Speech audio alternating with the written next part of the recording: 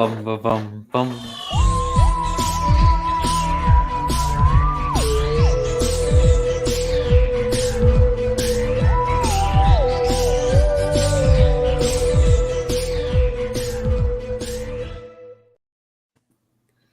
Hello everyone, and we're back doing live streams here for the Tales of the Whoniverse podcast. It's a very special time on the Earth date, or mustn't say a date because it might date this podcast. But hello, welcome back. I'm Matt, I'm your usual host, and welcome back to the Tales of the Whoniverse podcast.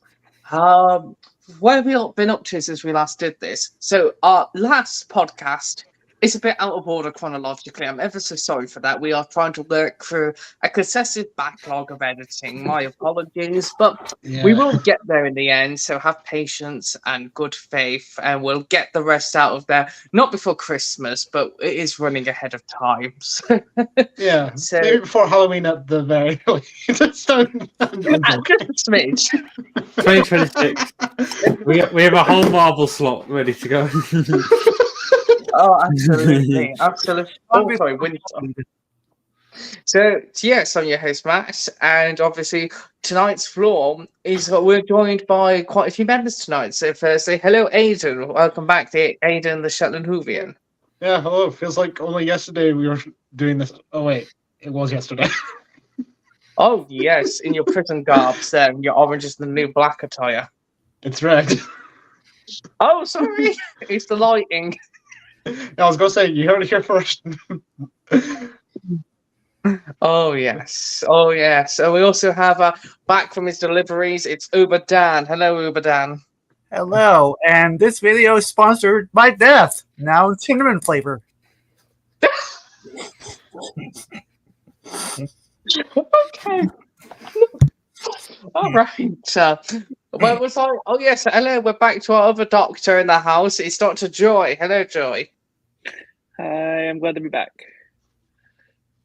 Yes, Too many things happening in real life, but I'm glad to be back for today.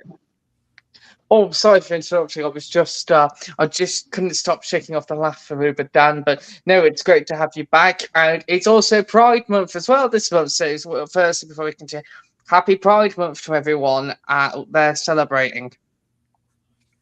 Happy Pride, everyone. Woo! Yeah. Woo! Yippee! Yeah, that's the spirit. Of course. And speaking of spirits, we're back with our friendly ghost who's not on camera this evening. It's Jess. Hello, Jess. Hello, I am the night. I am the darkness. I am the returning. You're the one who waits. I'm So- the one who waits. Either Jeff is Sutek or Batman, or maybe both. Darkwing Duck.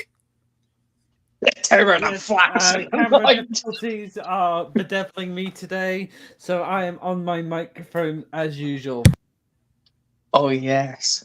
Oh, yes. So, tonight we have gathered, or today, time zone pending whenever this is out live, we are here to celebrate the beginning of the end of Season 1, but controversially, if you still prefer to call it Series 14, 15, whatever you want to call it, you're perfectly fine with us.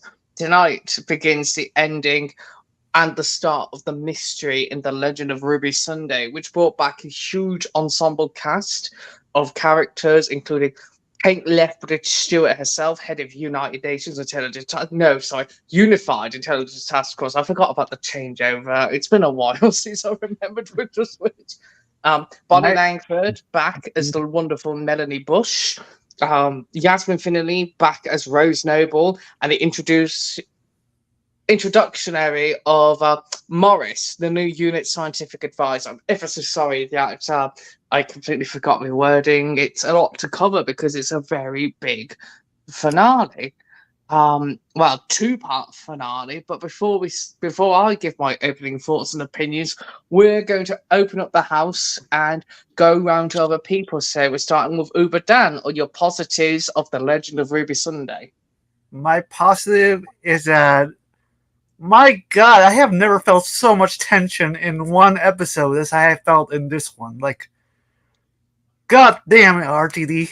He can really make your heart like beat a lot fast. From everything from the time window up until the end, it did not let up. It just kept rising and rising, and my god, that ending was so powerful. Oh yes, what an amazing start for an end finale. Do you know, for a while, watching these Doctor Who finales, you always wonder what's next. And I'm so glad it was thought out of the box. But I won't talk so much about that yet until we've heard from the other members of the house first. So our next person, I'm going to be very generous. It's going to be, let's go on the top deck here. It's Jess next. Hello, Jess. How would you like to describe the opening positives of The Legend of Ruby Sunday? Well, twas a good series finale part one. I felt like the conclusion of the story has just begun. It seems to wrap up most of season one pretty quickly in the first kind of couple of minutes, and I found it phenomenal. I absolutely found it heart racing. I was gripped to my seat. I was very terrified when Susan was transforming. That gave me nightmares, but it was a good thing, because I think Doctor Who needs that, especially for something like this scary. That was proper like old Indiana Jones style like transformation. That was crazy, and yes, I very much enjoyed it. Oh, that's great to hear, Jeff. So that was a lot of positive for you. So we're going to go down to our next member. Let's pick very fairly on the board. A voice we haven't heard from for a while. It's Joy. What was your opening thoughts on The Legend of Ruby Sunday? It was so exciting. Yeah, it was great. I was really glad I wasn't watching it at midnight, because over here in the States we get it at 6. Well, 6 my time. And if I'd had to go to sleep right after that, that would have been a problem. But thankfully, it was just a normal evening time. Had lots of time to process and finally get some sleep. So, hang on. So it was exciting. The pace was.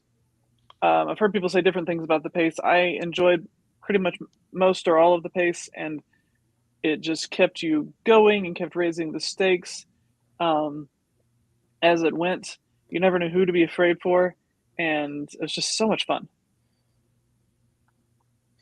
Oh, that's great to hear that you enjoyed. I know it was fast from the get-go, and there were some points where you're like, this is going to let you breathe, and it was so happy. Even with the short time scale, I think about 45 minutes, it felt like you were understanding where it was going from the plot to the end, where there was a wonderful wrap-up from a certain thing from the 60th that we've been waiting for, but we'll talk a little about that later. So, Aidan, over to you. What was your positives on The Legend of Ruby Sunday? Yeah, I'd say right now my main positive is that it did kind of like subvert like the expectation, because then I remember when I watched it, because I was thinking to myself like about who like Susan Triad is. Like, is she actually some sort of evil person, like that hell bent on dominating the universe or something through the wondrous Susan Triad technology? But no, like surprisingly, she was like actually a decent person. Like, at least as far as we know. We'll find out next week if that's like properly the case. But yeah, we all thought that it was going to like link to like Susan, like Susan Foreman or Campbell. And then when they realize it's the wrong anagram and it changes to Sue Tech. Yeah, that's right. So, like, Sue Tech came out of his milkman retirement and became a god once again. And I know I keep bringing up that mockumentary, but I can't help it. It's just too funny. Yes, that was the first time I'd seen it. Was the review Milkman Sutek. Yeah. Yes, he brings the gift of milk to all human life. Yes. 48 pence, please. Well, that's cheap considering inflation these days. But hey, before we move on to the negatives, I know we mentioned that. So just quickly recap. So for my opening thoughts on this one, before we move, So I loved the episode from the get-go. I always enjoy when the stakes are raised, even since Power of the Doctor with the giggle. It's nice to see Unit has become more of an open family to the world of the Whoniverse, and it's so nice that Unit seems to be the big relied on thing. Carla even knew who they were, which was really lovely. It was so nice to hear Kate having a moment with the Doctor, because you don't really get her having 5 minutes normally, because they're always busy talking about her dad, the Brigadier. It was nice also. They brought up the Unit controversy of the dating stuff. Was it the 70s? Was it the 80s? And they brought up the 1970s again. From the aspect of Ruby and Morris, they just stole the show as well. Seeing the new scientific advisor, because obviously Shirley is returning, spoilers, next year. And obviously, for those who are in the know and who don't know, we're going to have both of them. So it's going to be nice to see how two scientific advisors are going to work for Unit. But the music was wonderful. And a massive congrats to Murray bringing back a certain theme from, I think it was the Capaldi version of the Saxon Master theme when it was the Susan Triad reveal. It was incredible to hear the tension and the tense stuff. I did a little bit of checking because I wasn't aware, but apparently it might have been Russell. I don't quote me because obviously I've just been catching up since last night. That Susan's little dance was apparently homage to former Prime Minister Theresa May. Apparently that little dance was supposed to be a homage to her. The whole speech. I don't know if homage is the right term. Apparently it's supposed to be. A parody, maybe. Yeah, that was it, like a parody of it. But no, it was wonderful seeing Rose and the Doctor being really hogging towards her. And the little Easter egg about talking about the 14th Doctor, like, how's your uncle? He's great. But my favourite Easter egg of the episode was done when, what was it? When Rose was at Ruby's house. She said, you know, me and my mum, yeah, we both work for Unit. So obviously Donna's still fighting the good fight. She's on the high payroll, so she kind of got a better pay deal in the giggle. So it's nice to know that one day we could see Donna appearing again with Shooty if they ever call for Catherine Tate. Here's hoping. But no, what I was going to say lastly, yes, as Aidan mentioned him, we can't go on to negatives without talking about the big bad in the room, the one who waits, who I've been seeing video clips that maybe since the Satan Pit and the Impossible Planet, this has been a long game for Russell because the TARDIS, I didn't realise, had grown in that first episode. So maybe he's been waiting for a long time to bring Sutek back as far as series 2 because the TARDIS was groaning. While Blue Yonder, he latched onto the TARDIS. We don't even know if that was Donna's fault because of the whole coffee spilling, and that's the reason why he appeared almighty, voiced once again by the amazing Gabriel Wolfe, who is 91 and he's still doing that voice. So I'm excited to see it. But before we move on to the negatives, does anyone want to talk about the big bad reveal? Yeah, because I was going to add one thing because I'm not sure if I'm 100% right on this, but if I'm correct, I'm pretty sure that makes like Gabriel Wolfe and Bonnie Langford like the only two actors like who appeared in all three eras of TV. Mm-hmm. Yeah, the classic like Revival and Whoniverse. Oh, sorry, what was it? Oh, yeah, classic audio. Yeah, you're right, because obviously they both reprised Mel and Sutek. Yeah, so because they reprised Mel and Sutek in audio as well as TV on New and Classic. Yeah. Yes. Yeah, something I ended up seeing last night. I thought, sorry. I was just going to say it's something I saw, and I thought, oh, that's actually kind of interesting. Like, but actually stop to think about that. Yeah, sorry, one at a time for the next part. So who wanted to go next? Was it you, Dan? Sure, I mean, it was epic. Like, the way it was built, like, even if you knew it was Sutek, you wouldn't have known how it would have been revealed.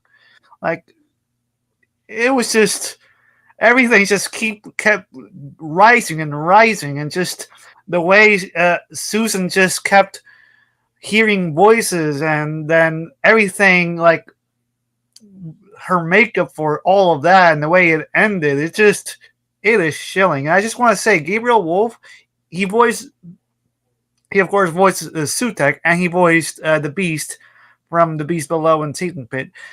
Like, he has a booming voice, but he has a very different way of doing both. With Sutek, it's very soothing. He doesn't yell. He doesn't sound angry. With the Beast, yeah, he sounds very threatening and very angry. It really does show how, even if he sounds the same, there's a bit of a difference to his performance. And the fact that he's 91 and can still do that, that is badass. Yes, and just a quick disclaimer for anyone. Uber Dan, when he said the Beast Below, it was not the Beast Below, it was the Impossible Planet and the Satan Pit, because obviously it's probably been a while since you watched both, but just for clarity. Yeah, I realize now that, yeah, that's what I meant. I didn't mean Beast Below, I meant Satan Pit and Impossible Planet. It's just, I got the titles mixed up. He Yes. was a beast and he was below. Oh, Oh, now that's another story.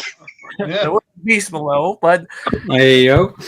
like everything from the beginning of the time window where that one soldier who is with them just disappears, and from there on, I just got chills, and that never stopped. Yes, turning to sand. Also, the beautifulness of the snow on Ruby Road, but the doctor's like, something's very wrong. Time is being altered, and hopefully that will come back into it next week because something's wrong. Why he can't even remember the face of who Ruby's mother was. So I can't wait for that to play out next week when It's- we get to the Empire of Death. It's hilarious that a lot of people complain that how is she still there if the doctor did that, and it's explained that she actually waited for the doctor. Because So people, when the Christmas special aired, people thought it was weird that she was still walking the same distance from when the doctor went to save Ruby, and then came back, and she was still about the same distance. And did it he not, feels, did he not forget, Uber Dan, that he's got a time traveling machine? no, I know, it's just because when the doctor first arrives on Ruby Road, there's a distance between him and the figure, and then when the doctor walks away to save Ruby and then comes back, it's still the same distance as she's walking away. And I feel like it's genius that Russell revealed that no, she was actually stood there and waiting for the doctor and then walked away. That's what I mean. I think she is someone he knows, or else she wouldn't just know to expect a TARDIS. Yeah. But anyway, we're also going to continue. So, Jess, what did you think of the big bad reveal of old Sutek returning? Chef's kiss. Chef's kiss. Sutek is one of my old favorite classic villains. I watched Pyramids of Mars recently. I kind of figured out. I was like, the groaning makes sense, and I think we're gonna see the mention to the beast, and the way the voice is very like the red eyes and stuff like that. I wouldn't be surprised if Russell does this thing where he goes, he was there all along. And I think my prediction will become later, but I think there's a reason for that. But absolutely, chef's kiss of a reveal. Couldn't have gone any better. I literally screamed when his name was on screen. I was like, yes, my Bay is back. And to you, lastly, Joy, what did you think of the long-awaited return of the Pyramids of Mars sequel and Sutek returning? So I liked the way that the show that Russell T Davies just sort of went through all of the theories really quickly, like all the stuff that we'd been speculating about, and we weren't sure if that's where he was going. He was like, he had just immediately went there. So it was like, we're all thinking, oh my gosh, could it be Susan? Susan the doctor's granddaughter. And so he has the characters bring that up and talk about it out loud, instead of this big secret. And then, oh my gosh, it's an anagram. And then the unit folks like, yeah, obviously. They're like, oh, I like the sort of the cleverness of that, of just, yeah, we've put these things out into the world and we're just going to acknowledge them. And then we're going to move on to what the real reveal is. So I thought I had a good time, just watching them go through the fan theories on purpose. and then get to the real thing. So I thought that was possibly my favorite part of the reveal. And I will say I have not watched Pyramids of Mars yet. I haven't gotten to that part of Doctor Who, of Classic Who, so I can actually say that for someone who hasn't watched it, it didn't really take away from the fact that, like, clearly this is terrifying. I think they did a good job for someone who doesn't know who Sutek is in particular. They did a really good job of showing this dude is scary. We're all scared. The Doctor is scared. So without the context, it still came through. Oh yes, and that's the great thing about this new era of Doctor Who. And I think even if you go back and watch Capaldi as well as Jodie and the way the 60s are designed, yes, it helps them in the backlog, even back with Smith. But at the same time, they are now designed in the way you get the introduction to who they are without necessarily feeling overwhelmed. And like with Sutek, was only a one-time TV villain, and obviously he's gone off to appear in audios and comics and books over the years. But for this, it's like when the Toymaker from a deleted episode, which only exists for the audio medium, came back into the 60th. You don't need to have seen the retcons to understand him or the animation. It's nice that they're filling in the gaps. But what I will say is, my hat's off this season, because obviously we've had the long-awaited return recently with Millennium Effects, who did Harriet Arbinger's reveal as well as Susan Triad's. The prosthetic makeup, they are that elevated. They've done things like the Ood, they've done every creature and every monster before they departed in Jodie's era. To come back, they are above their game, and that terrifying scariness of Susan Triad will be haunted in people's memories forever. Especially this design of Sutek as the Jackal is essentially an elevated height of what Doctor Who could have had in the 70s with this kind of budget, because this is exactly what you could imagine him being, because this is actually one of his many forms. But I've said quite a few bits of the positive side of it. But I will say, one of my last favourite moments before we move on, I really want to know what is going on in Mrs. Flood's head to deny Cherry Sunday her cup of tea and being like a very scary Mrs. messenger. Flood. Crime! Look her up! I was like, Cancel her. can I say, Cherry Sunday, please survive next week. We need you for every series, and your commentary about that magic man and his box of tricks and flaming cups of tea and the blinking flip. She's wonderful to watch. So apparently Russell's promised a battle of the showdown with them two. So I think that's in next week's one. Here's hoping. I'm going to hold you up to that, Russell. So could you imagine next week, like Mrs. Flood is all menacing, and then you hear Cherry like appearing like a ninja, screaming and throwing a cup of tea at her? Yeah, she'll be like, "You've dabbled with the one who waits. Now meet the genuine article." Building one for tea. Yes, this has been an absolute fun series, and it's so great to see Mel in her element. This is also Bonnie's finest work outside of Big Finish. If you've never heard the audios, this is literally paint scratch from her as far back as the Giggle, and this is where Bonnie wanted to take us. So I'm so glad we're having a conduit with Classic Who with her and all these connectivities going on. But I digress on this, and now it's time to start. Any criticisms for tonight's The Legend of Ruby Sunday? Does anyone have one firstly? Oh, it's Uber Dan. You got your hands up. Back to you. Yes, before I get to the criticism, I just want to say that the moment where the Doctor was having a whole moment and Mel just looks at him, doesn't say much, I think that was brilliant. But for my negative, I will have to say I have some problems with the beginning of the episode. It felt I don't hate it. It just felt rushed. There's something about it. It's just okay. We gotta do this. We gotta do that. Like getting to Susan. She must be. It felt like there needed to be something in between. It just I was afraid this was going to be the whole episode, and I was not loving it up until Ruby got her tape. I thought, oh, this is just going way too fast. It's only been 10 minutes. Like, what is going on? It's just that's my only complaint.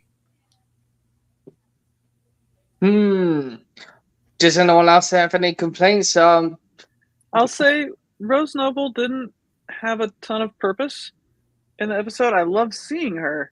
Absolutely glad to see her, and I love the continuity. It just it was like she was there just to see her again, as opposed to being there for a plot-related purpose. Unless she's going to be in the unit spinoff, and so do we know who's going to be in the unit spinoff? Well, we don't know because they kind of debunked that at the while. So if you're watching this BBC, But there isn't one? Well, we don't know. Who's there? Want to say again? So go on. What? That's what So Ubadan, you were speaking. What did you say? I'm just saying, I'm not one of those. Like, I don't mind that Rose was just there and she wasn't like plot relevant. I just like that she's there. You know. I mean, I was happy. I was happy she was there. It just, I kind of feel there's going to be more for her in the finale. I think that's why it's a bit like with Mel, because Mel didn't have that proper moment with the Doctor and Ruby. So, like in all the promotional photos, I think Empire of Death, we're going to see more of Rose Noble and Mel. We'll see. Yes. Obviously, we're going to see more of Mel because I was on that scooter and the Doctor shouted, "Go faster, Mel! Go faster!" Yeah. That's the new Bessie. Yes. So, Jess, do you have any negatives for tonight's episode? Are you good? Yeah. So the only negative is don't hurt Cherry Sunday. Please don't. true. If you hurt the Cherry Sunday, Russell, that will be my major negative of the next episode. Yeah, hell hath no fury like a furious Jess. No, wholeheartedly, there wasn't really any negatives. I think the only thing I could say that was kind of a bit naff was maybe they could have done the Jackal design in green rather than red, but I'm sure there's a whole thing for it. But I think it's more closer to depiction of Anubis, god of death, basically. Yes. And if you look, somebody pointed out online, if you look closely, Sutek's like jackal form in this one has got a ruby on the top of its head. So people think that might connect with Ruby in the finale next week. Maybe. We'll see. But now it's you, Agent. Do you have any nitpicks? Yeah, I think I had two. Like one of which was covered by Joy earlier. The other thing was like I think was more like a nitpicky thing for me because you know, like me and you, Matt, we're both like big Finnish guys. Yeah. And I think the main part was like when Kay was like, have you ever been back to see your granddaughter? And then he was like, no. And I'm just thinking, either he's lying, or I'm just like, hold on, let me find the sources where he did. And let's see, An Earthly Child, Nightshade, like Relative Dimensions, Lucy Miller to the Death, like Susan's War, volumes 1 and 2. I kind of feel Russell, it's like a grey area with Big Finish. He loves and adores it, but I think it's more of anti-BBC that kind of like stop the references. It's like from when we went to Evesham, when Conrad basically said that Paul had only got that script that week. And, well, don't quote me on that one as well. It's been a while. But it might have been him or Paul himself, where they basically said all the Big Finish companions was literally that week, and he had to literally learn it. So I think he only got the green light that week, Moffat, to put them in Night of the Doctor's script for it, Aidan. Oh, yeah. But still, like, I think that's probably the only like nitpicky part for me because I'm just like, please acknowledge Big Finish more. Yes, I'm sorry if my memory seems a little bit all over the place. Yeah, it's like regeneration. It's a lottery. Yeah. Before I get to my nitpicky, we're going back to Uber Dan. Over to you. Related to what Aiden said, the whole thing about I found that weird where the doctor says, "I don't know if I had children." Like, what? That's a little weird. I've seen that nitpick myself online because I've seen people. Russell has mentioned it before in RTD1 that the Doctor's had children many times before. So either he's lying or he's just doing it in the way to make it easy for people who are new to Doctor who aren't familiar with the back lore of the show. Yeah, maybe there is some other thing in like the books which I haven't gotten to yet. One day, but not today. There's something about the way that it's worded that feels odd and wrong. Yes, hello, here's your grandchild. How do you go? But where's her mother? I am the mother. Wait, what? Yeah, a little confusing. I guess, but this might be something they're setting up for the finale to be clarified, or for some other 2 seasons from now. Yeah, because don't forget, Russell is very literal. I can't understand why he'd mentioned the Trickster by name, the Mara by name, and all them lot. And they're not going to be throwaway lines down the line because he mentioned the Toy Maker again. And Russell plays a long game better than anyone else I've seen. Like, you've got stuff, he'll mention stuff, then there'll be there were references to the the Saxon Master, and who didn't turn up until what was that, season 3, and there were references back in season 1. It was I have the feeling we're not at the woods of that politician. You remember the one from 73 yards? I don't think he's done with that storyline. Yeah, like Roger William. Yeah, because it was an alternate timeline, and he's still Prime Minister in the main one. So who knows what Russell's planning for that? Oh, we'll see. But as for me, was there any negatives? No nitpicking for me. It was just basically the Mel and Ruby stuff. It's like they didn't say hello to each other, and it's like he skimmed it. Oh, this is my best friend. I used to travel with her, but he talked a little bit about regeneration towards it. So Ruby seemed a bit puzzled and baffled, and then here's Kate and Mel. He's like, that's normal for all of us. Everyone in that virtual room knew about regeneration, but Ruby. Yeah, you think that all the things that Doctor said, he never told her that?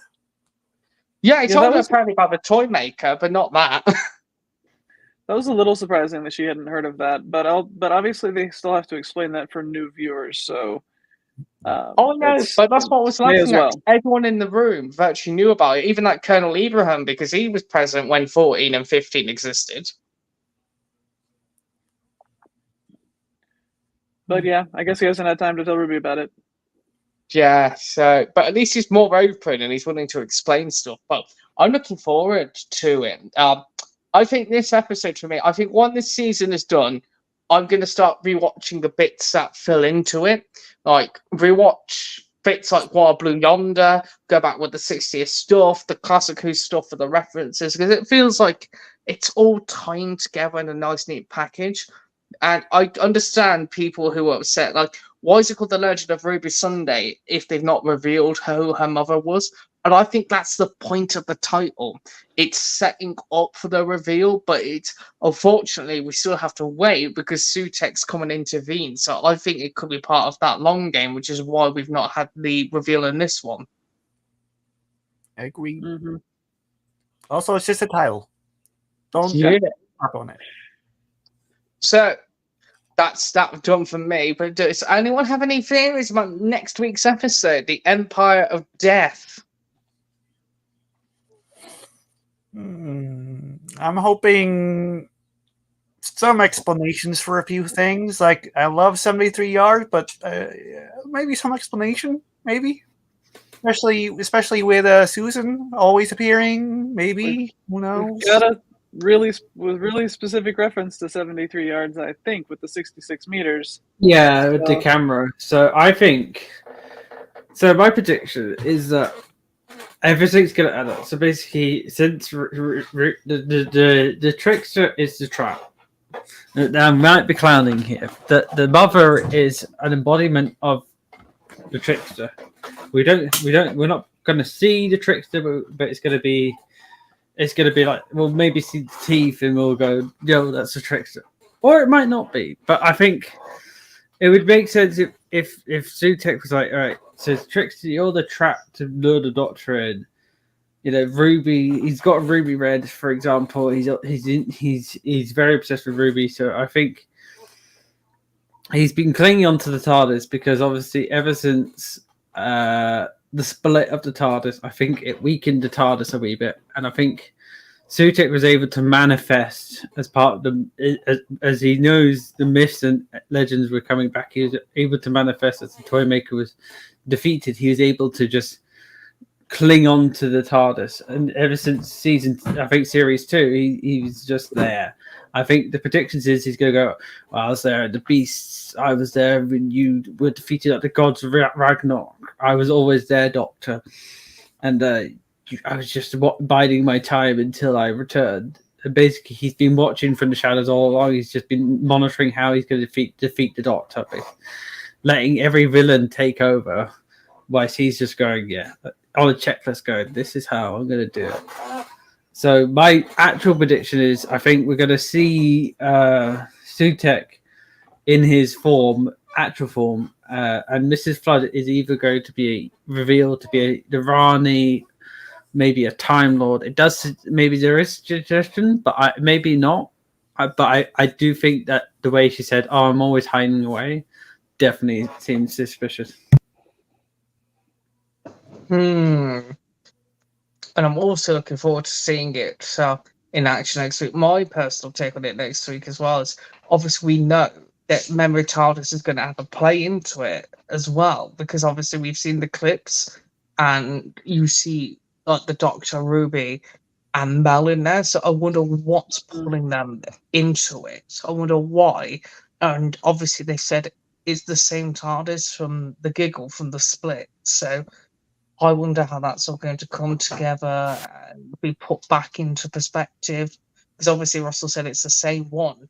Right, it's David Tennant's TARDIS. It's the same one together that they split off from. It's the original one. And what else is it?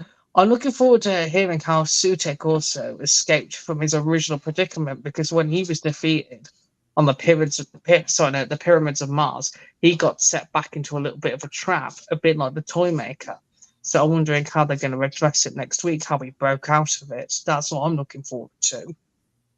Could he have gotten out when the Doctor messed with the stuff at the end of the universe, and he just sort of attached himself to the TARDIS and has been building ever since, which Wobbly Under? You do hear that wobbly sound effect the TARDIS makes at the start of Wobbly Under. The start of Wobbly Under. I've heard a theory today that could be right. When the second Doctor landed on the impossible planet, the TARDIS didn't like landing and it was all groaning back then on Series 2 with him and Rose. And then I think that it could be possible because the Beast is somebody that Shuti said he wanted to face. And he addressed in Pyramids of Mars that he's known as Satan, who's obviously known as the Beast. And Gabriel Wolf voiced both of them. If it's correct, that means that he was the Beast that died on the impossible planet in the Satan pit. And he's been waiting at the end of the universe to latch back onto the Doctor since the death of the Ood. He's been waiting in the shadows since Series 2. If that's the case, that's been a very long game for him to return on. And the Toymaker tried to challenge him, obviously, and it didn't work, so he ran away from him.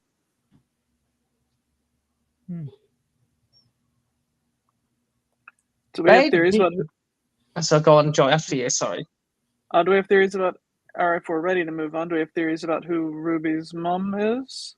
Oh, hold on. Just before we go onto that, yeah. Hey, do you have any thoughts and theories for next week, or were you good? I think I was good because I was gonna try and make.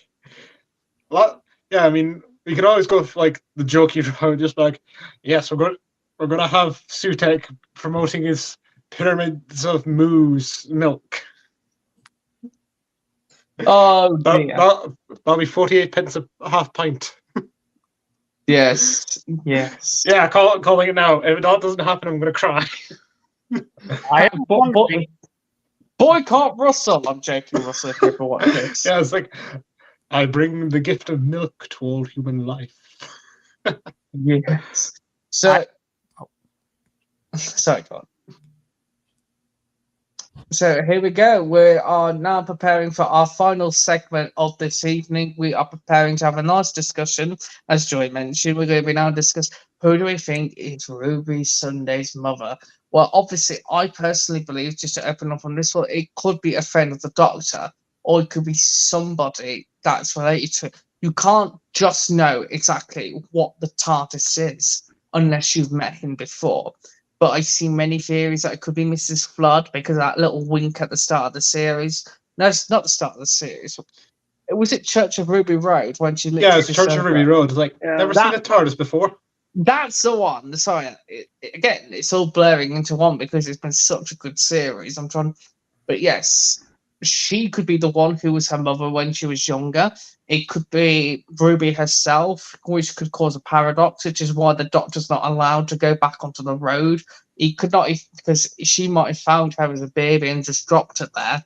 Or it could be virtually anybody in the Doctor Who universe. So, anyone got any ideas about who they think it could be as a mum? And yes, I don't think it's going to be Cherry Sunday. No. I saw the theory that I saw a theory which absolutely sounds to me ridiculous when you hear it, is that the Doctor is Ruby's parent and it's the Yeah. Doctor. So the Yeah. thing is, I don't hate it as much as I thought, because when they're in the time window and when the Doctor is also physically there in the thing, and they're like, okay, who are you? And the figure turns back and points to the Doctor. So like they keep saying, why is she pointing at me? Why is she pointing at me? Like, maybe because you're the answer to the question. And like, I don't actually believe that theory, but it does make a certain amount of sense. Could you imagine it? It's 2004 and Jodie's Doctor is running around in a solo adventure and she's picked up the baby and dropped her on the church. Now that would be a plot twist at the end. It would be a very, very much of a plot twist, is that somehow That it's is the an Doctor. interesting theory. When I they've like just that. when they just said, the Doctor says, well, I haven't met my children yet. Well, maybe that's what's happening, is the Doctor's about to meet their children. And There's Ruby's always somehow a going. twist at the end. Always a twist. So no, I don't really believe that. um, I don't actually believe that theory, but like you could make a case for it. I mean, the only reason I've seen people think it's Jodie, it's because it's like similar boots, bit of a height, and you can sort of see the hair's a bit of blondish colour in like certain pictures. But until next week, we won't know. Maybe not Yeah. even after. Yes. Oh, sorry. What did you say, Dan? Maybe not even after. Like, we still don't know, even in the finale. Maybe it'll still be a mystery going to the next season. Yeah, actually, I mean, that does seem to be Ruby's arc for this season, though. It might be a little unsatisfying not to get that one resolved. And It if must not, have a day to resolve it anyway. and if not, I get the feeling, even if he doesn't, he might just show the mother in the end of it, but when getting to meet the Doctor or Ruby, it'd be probably a gasp moment, like for the audience to see, rather than the Doctor and Ruby. Yeah. But no, I do have any thoughts who could be the mother, and no, it's not going to be an ice cream lady. It's not going to be Polly. It's not. It's not going to be What? Charlie. It's not going to be the ghost of Charlie Pollard. No, that was some wild theory. I thought the 13th Doctor one was weird. I mean, the theory that it's the Doctor is definitely weird. Yeah, it's like, I don't think it's a mum in the sense. I think it's the one who's I don't found think it has the to be baby. like, yeah, it doesn't have to be Yeah. like a mother. yeah, Do we even know that the person dropping off Ruby is Ruby's mother? Like, that's another question. Is like, Exactly. Yeah. there's no reason that person doesn't have to be her biological mother. I've got it. I've cracked the code. It's Tech Tayoon, everyone. It's Tech Tayoon. It's It's Tech back Tayoon. from dead. She's back alive. You've heard it here first. It's Tech Tayoon. somehow Tayoon returned. Oh, yeah. It was Tech Tayoon out for revenge against the Doctor. She stole a baby and dropped on the You all along. My God, it was Pete. But no, on a serious note, I think whoever it's going to be, don't be disappointed. It's not going to be X, Y, and Z. Like when people kept saying the Master is a timeless child, the Valyard is the time. How is the Valyard the timeless child? The Valyard is still the Doctor, you fools. mean, Yeah, so- technically, I mean, I still want to know if all of that all the things that were happening, like the whole Susan thing, the whole like letters being jumbled up, like was that even necessary, or was Sutek just playing around? so the my letters, favorite that was a thing. good thing. All the letters, what was the little releases where you had to play them backwards to hear what was going on, and then they had to Yeah. play the video backwards to see the TARDIS within. They had to play the video backwards in the episode. I thought that was actually really clever. I was crying with laughter though. Somebody put on Twitter, I think it was today, like, Sutek must have really played the long game. He must have hired a graphic designer, must have hired all these people just to sit down, just to con the Doctor. Guys just had a passion for it. I was just crying, like, he was in the TARDIS and then he's got him working throughout the universe. Okay, Mr. Sutek, what we're doing today, we're going to con this Doctor as Triad, we're going to get a graphic marketing plan, we're going to hire this little old woman who we don't know if is actually is one of our Harbingers. And that's another point for next week, just go back a little because I completely forgot. So, even though Susan Triad had dreams of being other lives, it does make you wonder, is there a real Susan Triad? And they just hopped into her body for this whole Sutek thing. Because we don't know yet until next week if there was a real one out in the universe and they just butchered her, unfortunately, to do this. Or was she a harbinger all along, but she didn't know it, and so she grows up as an ordinary person in all of those lives that they saw her in, sort of like I get this feeling, like Clara. It could be right. It could be Sutek could have done like a Clara thing where he's created them across time and space to track the Doctor. Yeah, so she's everywhere the Doctor lands because Sutek is also everywhere the Doctor lands. Yes, and that's probably why she got terrified of the dreams at the last one, because that's funny how time works. Like, the moment they land in that time zone, it's like Susan Triad had been there for years, and it could have been 5 minutes on the TARDIS with Sutek still there. But no, back to last on the mother thing, just before we wrap up. Whoever it is, as I say, don't go in next week thinking it's any. It could be. Don't think it's British TV star Mr. Blobby. Don't think it's what's his name, Graham Norton. Just go in, just thinking like, you know. It's not even Mary Berry. So go in, just have fun with it, because that's what's been great about the series. It's been such a fun roller coaster. It's been amazing, and I think when the Christmas special is done, I'm going to do a massive rewatch along of this first season, because it's been a really good one, hasn't it? You didn't need to rely on the old monsters. Okay, Maestro may have been the child of the toy maker, but it's still an original creation to the show. And that's what the show needs at times. You don't need to keep relying all the time on the in-house ones. Agreed. Yes. So I think we're good. And thank you so much for joining us this evening. We will be back next week for the big end. Unfortunately, I'm at a convention, so I won't be here until that evening. But if you use the whole fire, I might be. I will be at the cinema for the Empire of Death. So. Oh, I know I will be back. I don't know what I'm saying. It might be a bit late, but I will be back if I've not crashed out. So next week is the end game. We'll be here for the Empire of Death. I've been Matt. I've been your host of the Tales of the Whoniverse podcast. We will be getting some stuff back out there because I have quite a few things to do tomorrow. And I want to say goodnight to you folks. Good night all. And we're going to go around the house to say our goodbyes again. Good night from Uber Dan. Will we get answers for all the questions? Will we know whose Ruby's mother is? Tune in. Same Doctor time, same Doctor channel. Yes. Over to you, Jess. Over to you. Goodbye. a wee in it.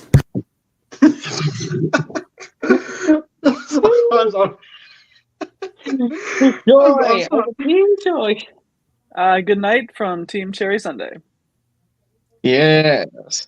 And over to you, Aiden. Good night from you. Yeah. Like, will choices be made? Will opinions be given next week?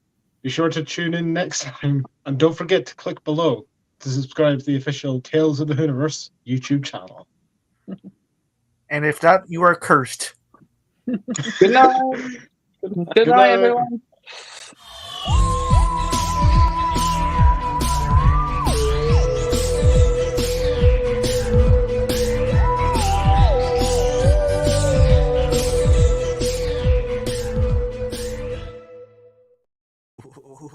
That was fun.